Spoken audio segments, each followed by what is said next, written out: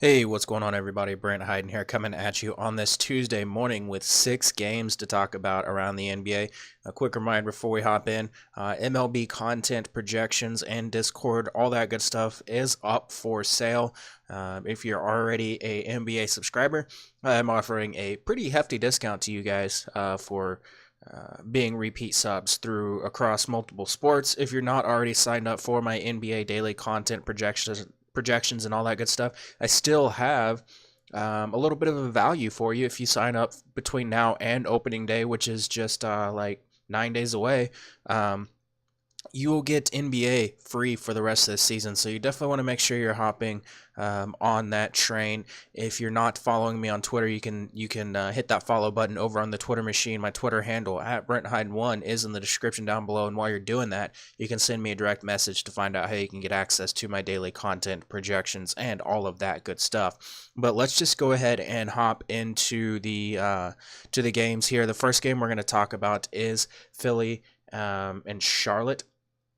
This is a game Cody Zeller has been ruled out. Joel Embiid is out for rest, and Tony Parker is out. A 224.5 over under. Philly favored by 1 in this one. I have it. Oh wow, Charlotte opened as 1.5 point favorites, but it's moved to Philly by 1. I thought that was a typo.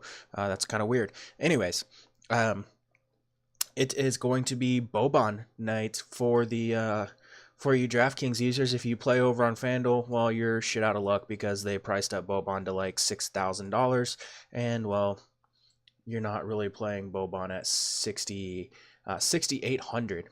Yeah, good job, good effort there. I have him currently projected for 25 minutes. Even if you project him less than that, like 22, 24 in this matchup against Charlotte, who has been really bad against opposing big men, he still projects as like the best value point per dollar on the slate. So I absolutely love Boban Marjanovic here in this spot. We've seen a couple games with him as a starter without Joel Embiid. One of them was the Miami game, 27 minutes, 38 fantasy points. The other one was this Portland game where he only played 19 minutes, 14 fantasy points. He's going to get his minutes 20, 22, 24, 25, somewhere probably in that range. Like I said, I currently have him projected for 25, and it makes him just an absolute smash play over on DraftKings. It makes him an okay play over on FanDuel, where he still projects for like 35 fantasy points, but the risk is so much higher whenever you're paying that $6,800 price tag for him there. So that's something to keep in mind here. The absence of Embiid definitely helps Ben Simmons and Tobias Harris from a rebounding perspective. It's also a pretty big boost to Ben Simmons that Cody Zeller is out, and the rim protection for Charlotte really struggles without Cody Zeller. And this is a spot Ben Simmons 8,500 on DraftKings, 9,400 over on FanDuel. I think has triple double potential. We saw several games while Embiid was out where he topped 50 fantasy points in 4 of those games, pulled down double digit rebounds each time, or in each of those 4 games. This is a spot Simmons 14% rebounding rate with Embiid off the floor. That's an increase over his 11.6% rebounding rate since the trade deadline. Tobias Harris also, if you're looking over on FanDuel where power forward is a little bit more difficult, he's someone that I have interest in too. As I noted in the breakdown, he topped 40 fantasy points in 4 of the 6 games that he played in without Embiid since the trade deadline. I like this spot for both. Simmons, my preferred option, but over on FanDuel, again, where power forward is a little bit tougher, it's a spot where I definitely like some Tobias Harris. I really like JJ Redick as just a mid-range option. Again, he's a guy usually just a cash game play, but at 5,200 over on DraftKings, 5,800 over on FanDuel, especially on FanDuel where small forward is sometimes pretty tough to find plays most nights. I think JJ Redick is definitely someone to look at. We know he's going to play his mid-30s in minutes. We know he's going to put up, mid-20s in fantasy points most nights. And in a matchup against a Charlotte team that really struggles against opposing shooting guards, I like the spot here for him tonight. On the Charlotte side of things, it's a little less appealing. I don't really care who starts at center, Bismack Biyombo, Willie Hernan-Gomez, whatever they're going to do. It doesn't really matter to me just because those minutes are just really unpredictable. If I had to guess, it'd be Biyombo, 3,400 on DraftKings, 3,500 over on FanDuel. that would get the bulk of the minutes. But even this game where he started like against Miami, he had 4 fouls in 17 minutes. But same against Washington, he started only played 17 minutes. He's just not getting the run. Maybe against Boban, you'd see closer to 22, 24, but it's not really a spot where I think we need to look. I did skip over. Jonah Bolden can be used on FanDuel as a drop candidate at power forward, but back on Charlotte, I really like Marvin Williams. As I outlined in the breakdown, this is a spot where we have been picking on Philly all season long. They've struggled against opposing power forwards, 25th in defensive efficiency to the position, 30-plus minutes of Marvin Williams in a plus matchup. I like the spot for him. He's probably going to get some minutes as the backup center as well, and that's really, really appealing. Did struggle against Washington this second time, struggled against Miami, but most nights he's going to get you mid-20s with upside in fantasy production. Has struggled in this matchup a little bit this season, but I think this is a spot where I'm going to definitely go back to the well with Marvin Williams. I really like Kemba Walker as well. Obviously, the absence of Cody Zeller does hurt his pick and roll potential, but with Philly being really bad against the pick and roll, they're 0.89 points per possession allowed in the pick and roll this season. They are a 34th percentile defense. This is a spot Kemba Walker, who operates in the pick and roll about 50% of his possessions, has some potential to put up a big game. They need to win this game. He's going to play a ton of minutes. He has a team high 30% usage rate over the last 30 days, 37 minutes per game, and he's taken like 20 plus shots every single night. This is a spot, again, coming off of a down game against Miami. Hasn't had a ton of upside recently, but we know he has the upside in this specific matchup. As we've seen before, we know he's going to play a boatload of minutes. I really like Kemba Walker. I like Jeremy Lamb, Nick Batum, guys that I dug into a little bit in the notes, so make sure you're checking that out. On to Houston at Atlanta. This game, Houston 7.5 point favorites in this one, a 232.5 over under. Outside of the normal guys that have been out for quite a while for the Hawks, not a whole lot of injury news. It is worth noting Eric Gordon is going to rest one of these upcoming games, and that's something that we need to keep an eye on here. Looking at the Houston side of things, I love Chris Paul, James Harden. We saw the upside for Chris Paul, and he's still underpriced. 7,100 on DraftKings, 8,500 over on FanDuel. Dude just came off a 50 fantasy point game, and an absolute dream matchup. We know the production opportunity is going to be there for him. It's a spot he's succeeded in before. James Harden being there doesn't hurt him that much. He's still going to get his assist. He's still going to get his rebounds and things like that. So I really like him here in this spot. I do like James Harden, who did struggle in this matchup last time these teams faced off. I do think he's still slightly bothered by that neck injury. But it's still another smash spot for him as well against a Hawks defense that's like 30th in defensive efficiency to opposing backcourts. James Harden, does have that 40% usage rate over the last 30 days. Maybe he's hampered by that neck injury. Maybe he comes out today that he's questionable. I don't know. It is something that we definitely want to keep an eye on going forward, but obviously just a dream spot here for him tonight. I do really like Eric Gordon. 58% of his shots come from three. He's a guy that I've been relying on heavily for cash games, and he doesn't necessarily disappoint most nights. He's going to get you 20 plus most nights. That's a pretty solid floor. I like the price tag on him here. I like the matchup on him here as well. Again, we need to monitor the news to make sure he's going to play, but at 5,500 on both DraftKings and FanDuel, again, more of a cash game play. Ceiling not really there unless James Harden or Chris Paul are out, but he's a name to definitely keep an eye on if you're building those cash game head-to-head lineups. So is Daniel House. He's been playing a decent amount of minutes recently. Not an upside guy as we saw against Phoenix, and just a dream matchup. It took all of his 35 minutes to even come close to having some sort of value. He's still going to play, 27, 28 minutes most nights. I have him projected at 12. Obviously, if Iman Shumpert is out or anybody just comes... anybody gets ruled out, that will change, but he does have the potential to get 20 plus minutes depending on how rotations break down. So that is something that we definitely want to keep an eye on. Clint Capella, PJ Tucker, guys that are in really, really good spots here as well. But I'm mostly looking at the Paul, Harden, Gordon options there. Trae Young on the other side of this game, really, really, really appealing. I think he's going to go overlooked, and that's definitely going to be a mistake. Trae Young is 7,200 on DraftKings, 7,900 over on FanDuel. He's just been outstanding. 30% usage rate over the last 30 days, averaging 90 touches per game, 17.5 potential assists, 24 points, 17.4 field goal attempts, 44% shooting. 5.4 boards, 8.1 dimes, and a combined steal and block over that span. This is a matchup that he's had success in before. This is a matchup that I do like targeting pick and roll point guards. And because the Rockets 0.90 points per possession allowed in the pick and roll, they are a 17th percentile defense against the pick and roll. Trae Young, 45% of his attempts come out of the pick and roll. He's not terribly efficient in operating in the pick and roll, but he is still doing it a lot. He's going to play a lot of minutes, and he's going to take a lot of shots, and the assist opportunities are going to be there for him, and it's a matchup that he's had success in before. I really like the spot here for Trae Young. I really like the spot for John Collins.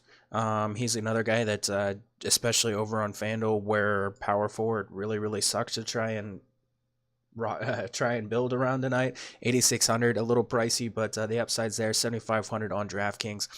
We've also seen the Rockets really struggle to defend the roll man in the pick and roll. They are a third percentile defense. That puts them second worst defense in the NBA, giving up 1.19 points per possession. Collins ranks in the 82nd percentile in efficiency and out of the operating as the roll man in the pick and roll. He also leads the Hawks with 13 points in the paint per game this season, and that's pretty important because if you look at the numbers, Houston 51.9 points in the paint allowed per game. They've given up 10.3 rebounds to opposing power forwards, so the rebounding upside is there for Collins. I do expect him to take 15, 16, 17 shots here tonight in a very positive matchup. I really like John Collins, who also has managed to have some upside in this game, in this matchup before. So really, really good spot for him. I really like Dwayne Dedmon as a mid-range center option or power forward option, especially over here on DraftKings. It's just another really a decent matchup here. I can take advantage of Houston's issues defending the pick and roll. Can spread the floor a little bit against someone else that's had success in this matchup. Rebounding potential probably not there for him, but the scoring potential definitely is. So he's someone that I have a little bit of interest in. I don't really want to try to figure out which one of like Kevin Huerter and Kent Bazemore and DeAndre Bembry and all these guys are going to have value. So for the most part, I'm focusing on those options there. Looking at the Lakers-Milwaukee, not going to spend too long on this game. I did break it down in depth, the Lakers side of things. I think Kyle Kuzma is probably the guy that I have my eye on the most. 5,900 on DraftKings, 6,500 over on FanDuel. From the Lakers side of things, I broke down why I like him here in the spots, so make sure you're checking that out. On the Milwaukee side of things, with Malcolm Brogdon out and potentially Giannis out, it's something that we definitely need to keep an eye on with the news. As of right now, assuming Giannis plays, he's obviously a fantastic option. Dude's averaging 1.70 fantasy points per minute on the season. Obviously, with Malcolm Brogdon out, there's a few extra shots and things like that to go around. But I do think those actually flow to Eric Bledsoe, Chris Middleton, Nikola Mirotic, who got the start without Brogdon in the lineup last game. Pat Connaughton, a name to keep an eye on. I currently have him projected at 25 minutes. That makes him a somewhat decent value in this matchup. So he's someone that I do have my eye on in cash and in GPPs as a value. But Bledsoe and Middleton are the two guys that I do expect to see a pretty decent boost. Bledsoe, 3% increase in usage. Middleton, 2.8% increase in usage this season with Malcolm Brogdon off the floor. I really like Chris Middleton, who's going to slide up to the 2. Assuming Mirotic starts, and in a matchup against the Lakers team that's one of the worst defenses in the NBA defending opposing shooting guards, they've also been really bad defending in isolation, 0.92 points per possession in isolation. Middleton, 15.1% of his attempts come in isolation. He ranks in the 90th percentile. 1.27 fantasy points per minute this season with Brogdon off the floor. So I don't really have a strong lean on Bledsoe or Middleton in this spot. I think they're both excellent options. It comes down to salary, lineup construction, and whether or not Giannis plays in this game.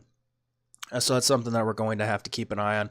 I'm probably going Middleton because of position eligibility and the fact that I like Chris Paul and Trae Young at point, but definitely want to make sure that we get some exposure to both of those guys, and in GPPs and things like that. I would definitely make sure to have a fair amount of both. I mentioned Nikola Mirotic projects to be a really strong play. I currently have him projected at 27 minutes. He played 29 in the Miami game. Malcolm Brogdon missed the second half of that game, 23-24 against Philly. I think this is a spot where he gets upwards of 27, and that makes him a pretty strong value here tonight. So that's something that we want to keep an eye on the news for that as well. And then don't overlook Brook Lopez, who should feast in this spot. He's a guy, revenge game, if you're into that kind of thing. But generally speaking, most nights going to get you mid to upper 20s in fantasy points with 30 plus point upside, and a really positive matchup here. So that's something to definitely keep an eye on. Like I said, pretty good mid-range option here tonight. Looking at Golden State, Minnesota, kind of tough to break the Golden State side of this game down because news is going to be really important. We know that DeMarcus Cousins is doubtful. Covington is out. Jeff Teague is out. Rose is doubtful. Livingston is questionable.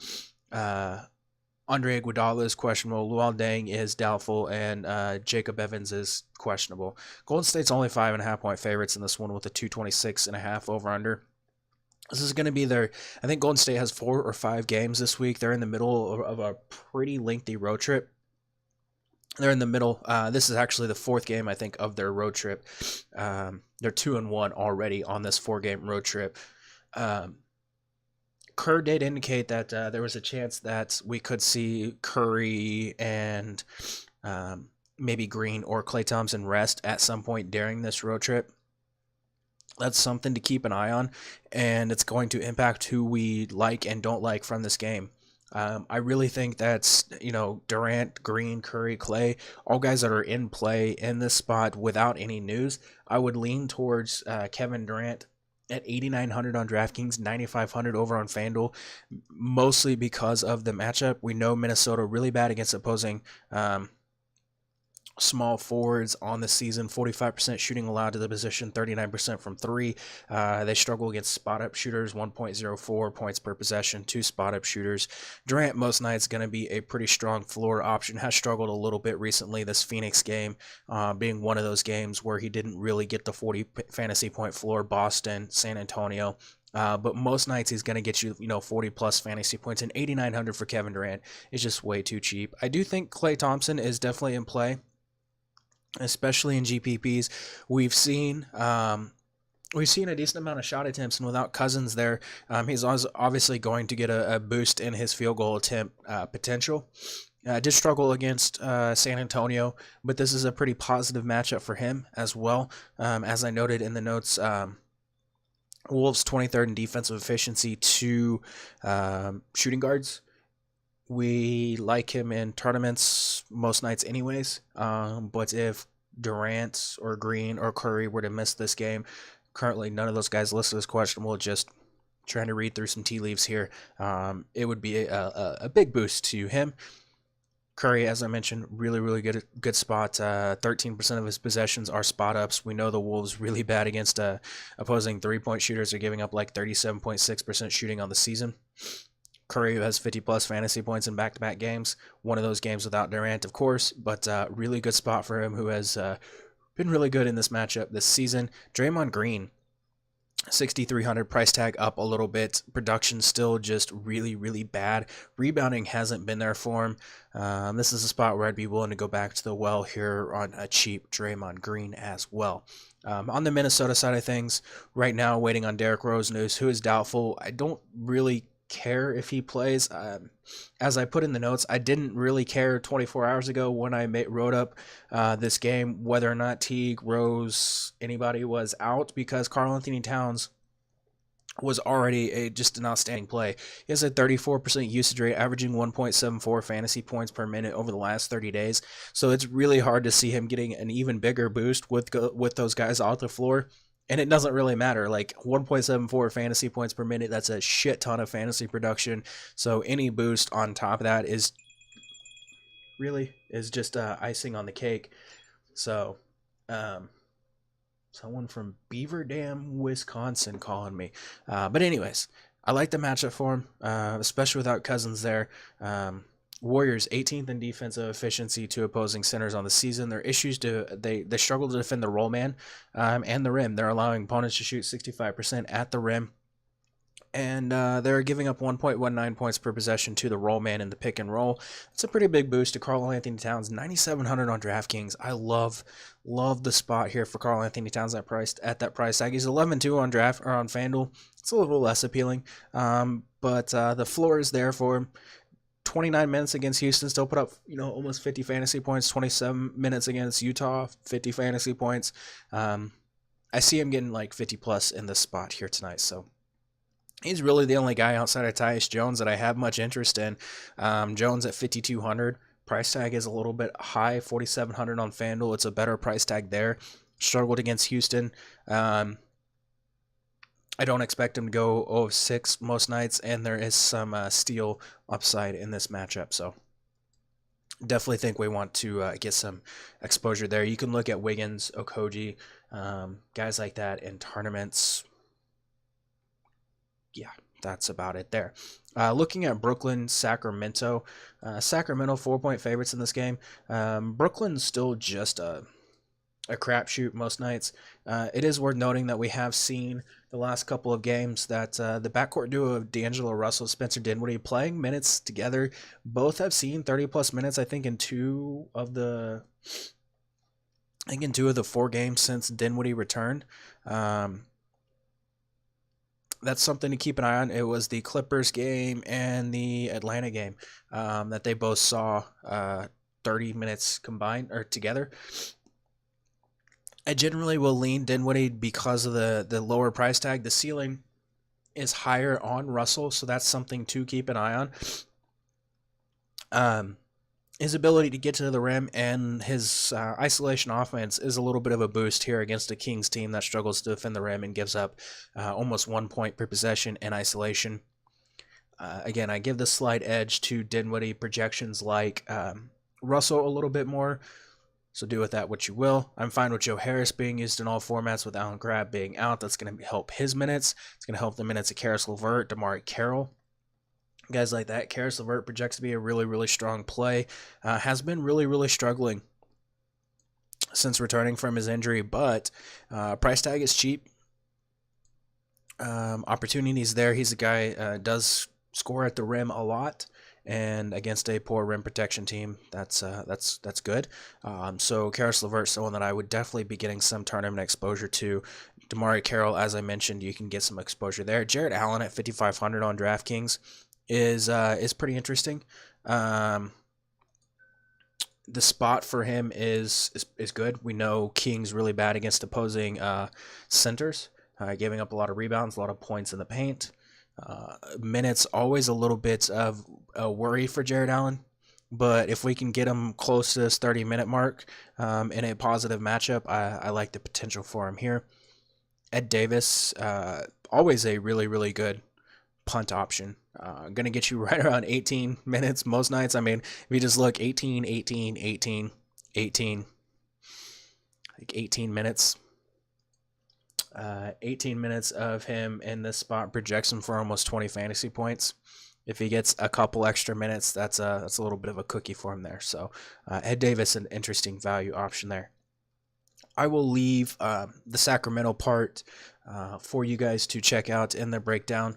The one guy that I do want to highlight here real quickly is De'Aaron Fox, another really, really strong point guard option. 77K on DraftKings, 8,200 on FanDuel.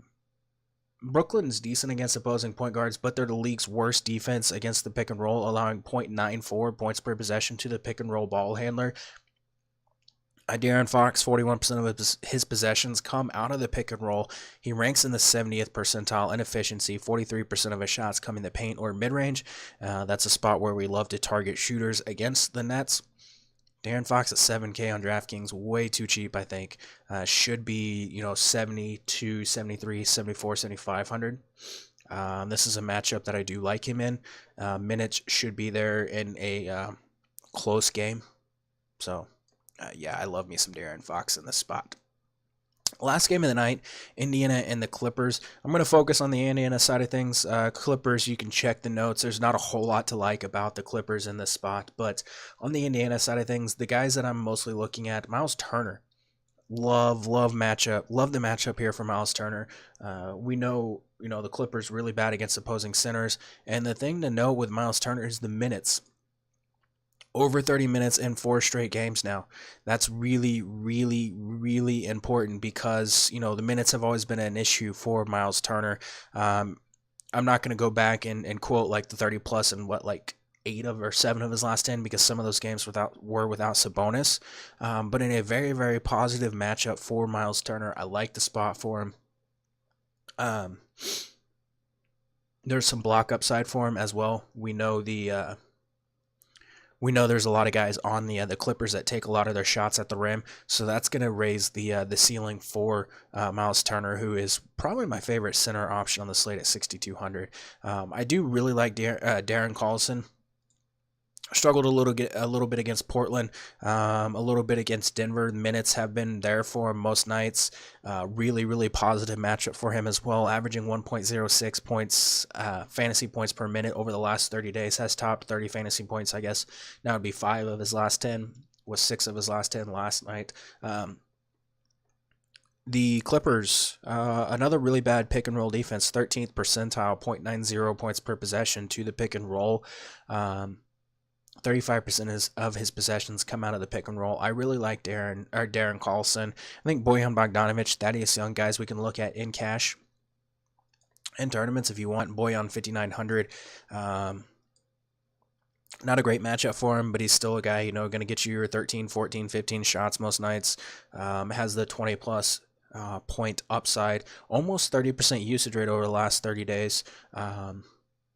Really, really solid spot for him. Solid spot for Young. Rebounding upside is there. Thaddeus 9.4 points in the paint scored per game.